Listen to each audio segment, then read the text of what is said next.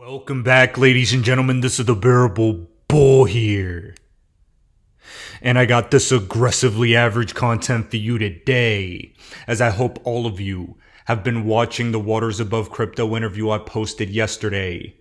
If you haven't done so already, grab a cup of coffee, sit back, relax, and narrow down where we believe the XRP price, the US dollar, Bitcoin, and many other things are going in the months to come. It was a powerful show, and I hope you guys end up watching it. Now, before I get into some extremely important information for the day, I have to give a quick announcement. For my OnlyFans community, it seems like my OnlyFans is not working at the moment. I believe they just want me to verify my account. So I'm working on it diligently to make sure it's back up and running so I can get back to responding to all of you, as I have an important post to share very soon. Stay tight and I'll let you all know. Now, with that being said, John Deaton quoted a powerful article from Blockworks stating the magnetic poles of the crypto industry have flipped. XRP is now bona fide in the eyes of a once hostile industry. Welcome to the XRP community. No matter what happens with the SEC, Ripple has already won, as stated by Blockworks. And I wanted to start off this video specifically with that quote because the tide is shifting. The narratives are shifting. The sentiment is shifting. I believe crypto is beginning to realize, acknowledge, and unite that the SEC is their enemy. Ripple and XRP are not their enemy. Regulators and corruption is the crypto industry's enemy, not Ripple and XRP. If we can continue on this road, I believe we stand a fighting chance against corrupt governments. And I think we're very close to a major breakthrough. The judge's decision in this case will be the most important moment in crypto history. And I can't stress that enough. We're all part of a bigger movement. And that movement is fuck the SEC. Now guys, something I do want to touch on that has been circulating in the community is David Schwartz discussing these 10 things that he has deemed are not correct. David Schwartz is specifically addressing 10 pieces of speculation the XRP community circulates constantly that needs to be gotten correct. I'm a big believer that it's important to speculate as we're in the dark quite a bit from what the higher level ups know. However, if the CTO of Ripple and one of the creators of the XRP ledger is saying something can happen or is highly improbable, we have to take it very seriously. Let's see what David Schwartz says is reasonable to expect, and I want to break it down and give my 2 cents on it. Here, David Schwartz says XRP can't be pegged to gold, silver, or anything else. In theory, nothing prevents someone from trying to peg the price, but it's absurd to expect someone to do this when it's virtually impossible to imagine why anyone would want to do that. That is something that directly combats the theory that XRP can be pegged to gold. However, that does not mean XRP cannot convert the value of gold on the XRP ledger.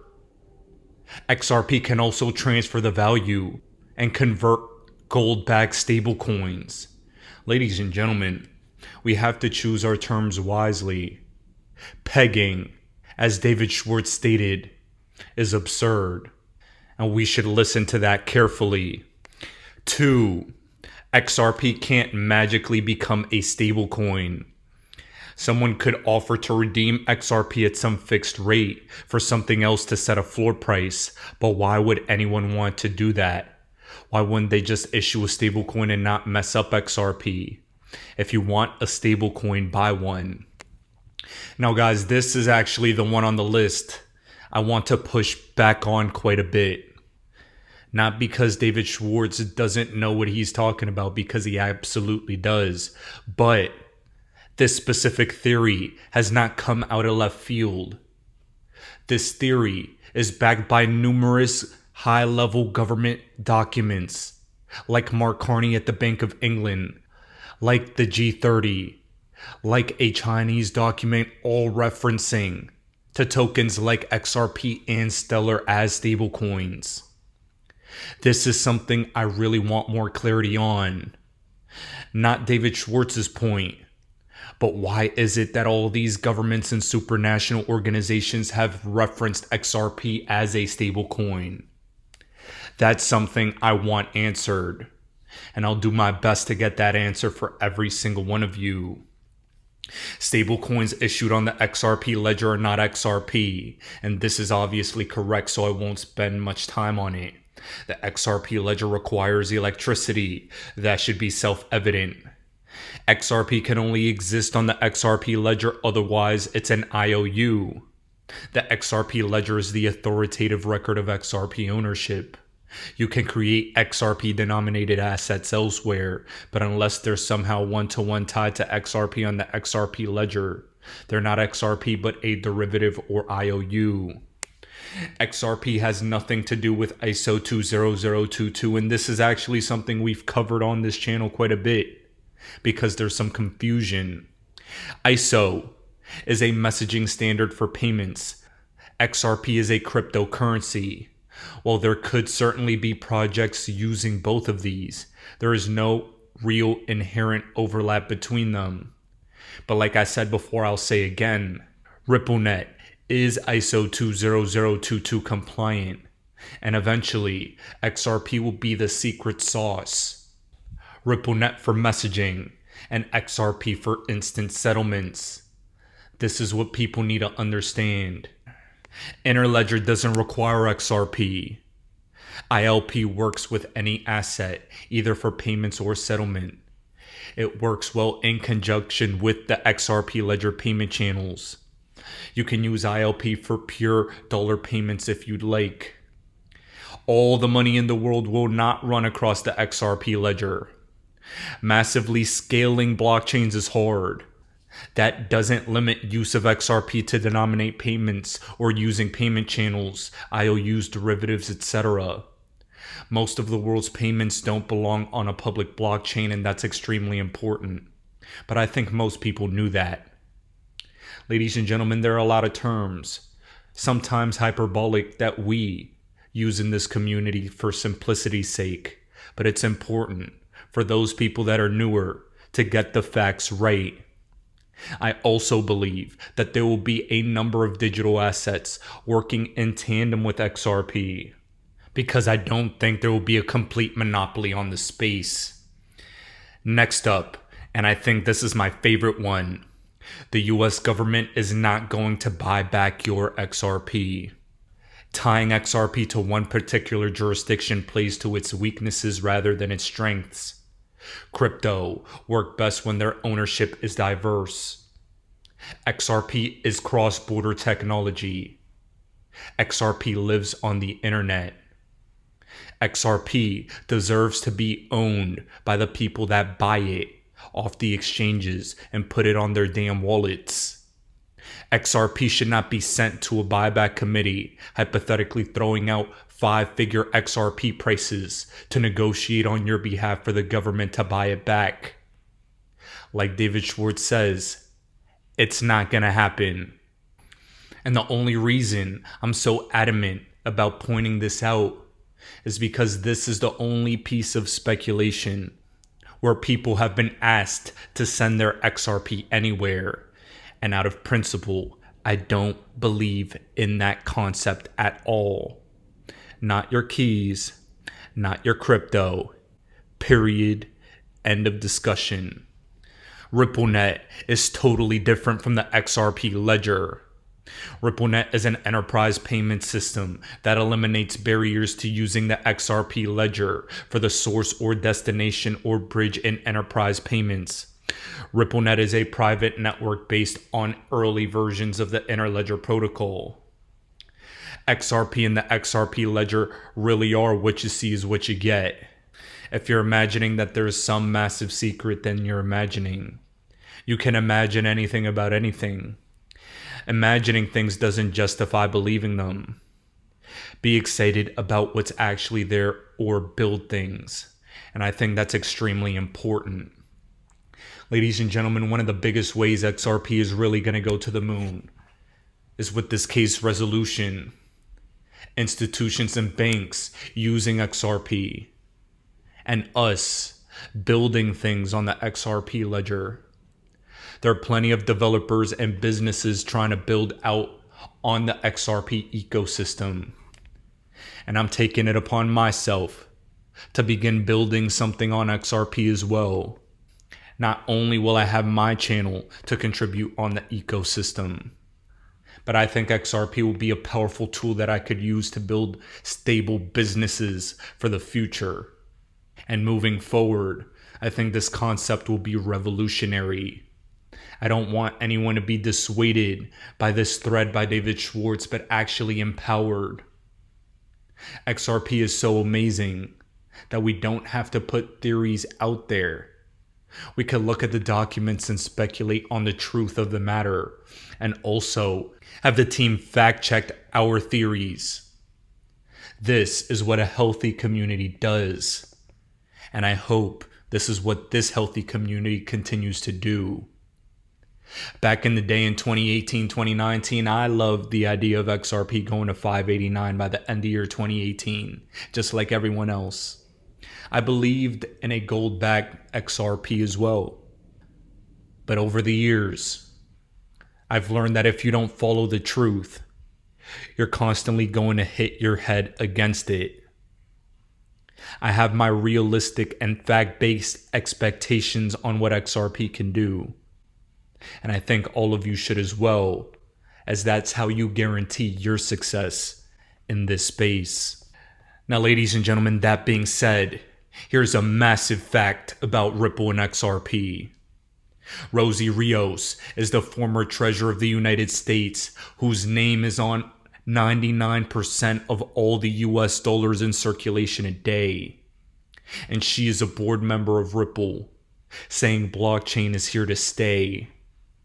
I don't believe she chose to be on the board of Ripple because the company's going away and XRP is going to fail. I think she joined the board of Ripple because she knows the writing's on the wall. Don't listen to what I have to say. Listen to the woman whose name is on all the damn money. I'm Rosie Rios, former Treasurer of the United States and current board member of Ripple. What I like to talk about is really kind of this intersection between government and innovation. Certainly coming from the Bay Area, born and raised in Silicon Valley, I've seen a lot of change over time. And what I love is the conversation is really starting to happen in a constructive way where I think we as a region, we as a country, and perhaps we as a globe could really think about the future of fintech and who the stakeholders are and how we can make this effective for everyone. So when you think about growth, it's not just kind of GDP growth, which of course is a big part of the economy, but it's also where new growth comes from. And that usually comes from, certainly lately, in technology and innovation. So I think the benefit of why business and government should be working together is, again, providing that level of certainty for further expansion, further growth, and certainly more jobs for the economy. So blockchain is here to stay. It's not going anywhere. And so it's not just how to facilitate commerce. There are other applications, whether it's NFTs, whether it's, selling real estate, whether it's, any type of financial ledger that can be recorded for posterity's sake. This is here to stay. And it's important and incumbent upon the government at every level, whether it's local, whether it's state, whether it's national, to really give some thought as to how those applications are going to benefit them and benefit everyone. But I think what's most important is, what are those guardrails? What are those tracks that we can lay down in order to move forward in a way that really blazes the trail for future growth and future opportunities that we don't even know are there yet? And that, ladies and gentlemen, is what it's ultimately about. We need guardrails up. We need the rules of the road to be clear. Jeremy Hogan stated, "It's become clear in 2023 that it's not just a lack of clear rules from the SEC. The US government has taken the position that the whole crypto industry is fraudulent and must be stopped. The SEC's come in and register approach is a lie. It's just a trap. And we've been trying to warn everyone about this for a long time. But ladies and gentlemen, there is light at the end of the tunnel, with Judge Torres coming out with her decision, and with how clear to me Ripple has the favor in this case. Better days are coming. What's clear to me is that we are all warriors, we are all survivors, we are the greatest community in all of crypto. We are the best community on the planet. I can't stress that enough. And something else I can say to help solidify that is that we do a great job of holding each other accountable, myself included.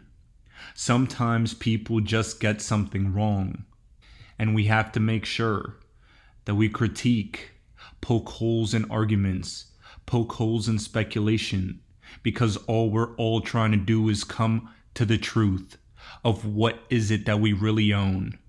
How big can XRP really be? Because if there's something I can guarantee, is that we have gone through so much. We've been through more than any other community in crypto. It was unfair what the SEC did to us. But because we've been through the ringer, we deserve everything we're gonna get. We're the hardest working crypto community on the planet. And that fact is undisputed. Now, ladies and gentlemen, to cap off this video for today, I'm going to leave you with a general principle that I would like for all of you to apply. There are arguments and debates happening right now about implementing a 4-day work week. And in my personal opinion, I think that's silly. I personally work 7 days a week as much as I can because I like getting ahead. You cannot compete with the savages in the world that are over here sacrificing plenty of time in order to build what they want to build while you're working just 4 days a week.